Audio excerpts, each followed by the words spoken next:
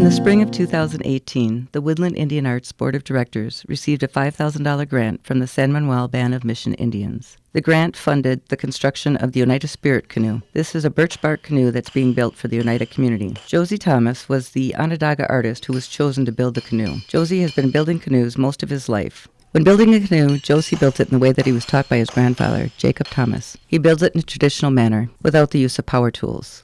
He has built over 75 canoes, 2 of which are in a museum in Ontario, Canada. Josie is also accomplished in many other art forms. He explains how he works on his projects. I usually have about 4 or 5 pieces on the go at the same time. So I'll do a couple of hours on this one, and then I'll go and do this, a couple of hours on this one, and I paint as well. So then when I'm done that, I'll go and paint, right? So I'm kind of like all over the place.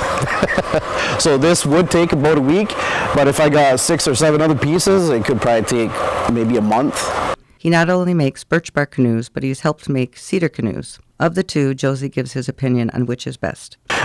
People would think being birch bark canoe, you would have to maintain it and pay careful attention to it or be really careful with it, when in actuality the one that you would have to repair or pay attention to the most would be the cedar strip, simply because you varnish a cedar strip, so that once you throw it in the water and if it's actually being used, you could probably use it maybe a few weeks at a time, and then you'd have to revarnish it, right?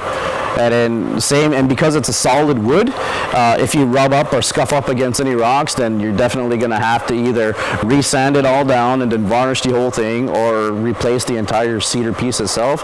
Birch bark, you can rub up against rocks and it'll scrape it and scuff it, but because of the type of bark, like the fibers, how it works is it reacts to water. The second water hits it, it tightens up, right? And that's one of the main things that people tend to forget on how to keep a birch bark intact or in healthy condition. I guess I like to say healthy condition. Traditionally, what they used to do to be able to preserve the canoes, they would fill the canoe up with big boulders late spring or late fall time or whatever, just before snowfall, until it sunk to the bottom of like a shallow creek or whatever, right?